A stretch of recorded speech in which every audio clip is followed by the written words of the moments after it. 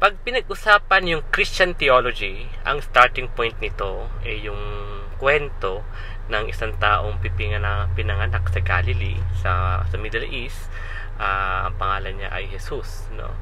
Ngayon, sa internet, marami kayong mapapanood, makikita, mahahanap na iba't ibang klase ng theologizing or paraan ng pagte-theologize, ano? And but karamihan sa kanila ang magiging appeal nila, why ang theology nila or ang theologizing na ino-offer nila is worth your consideration is because it is Bible based, or ang ibang term dyan ay biblical, no? So sabihin, yung tinasabi nila, yung pinapaniwalag nila, ang foundation nun or ang sabihin nating evidence-based nun nanggagaling sa Bible, no? Tinatawag natin na salita ng Diyos, no? Sa mga Christians, they consider it as the sacred text or the Word of God, ano.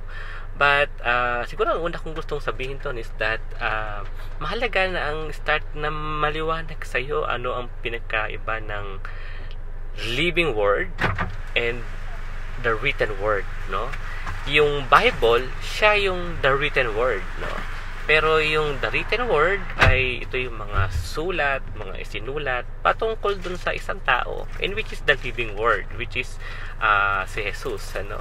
So ang starting point mo sa pag-iisip sa theology hindi yung sabihin nating witness o yung nagpapahayag na medium, which is yung Biblia, pero yung pinapatukuyan ng witness na yon o patungkol saan ba yung medium of communication na yan, which is the person of Jesus Christ. Kaya ko sinasabi na ang starting point ng theology ay ang kwento ng Panginoong Jesus. And basically, the Bible is a story.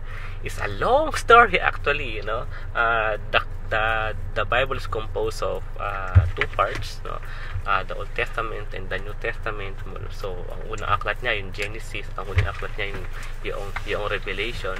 And there is a way na babasahin mo yung mahabang kwento na yon as a long story, of it can be, you can read it as a long story of Israel. You can read it as a long story of the church, but I would suggest that you read it as a long story of the person named Jesus. And if you get your starting point si Jesus, then maiiwasan mo yung mga pagkakataon na maaring yung theologizing mo pwede mo sabihin na biblical, sabihin mahahanap mo sa Bible, no? Pero may mga bagay na mahahanap mo sa Bible, pero pag kinumpare mo yan, no, sa buhay, sa halimbawa, sa mga itinuro ni Jesus, maaring magkaiba, pwede pa kang magkasalungat, ano.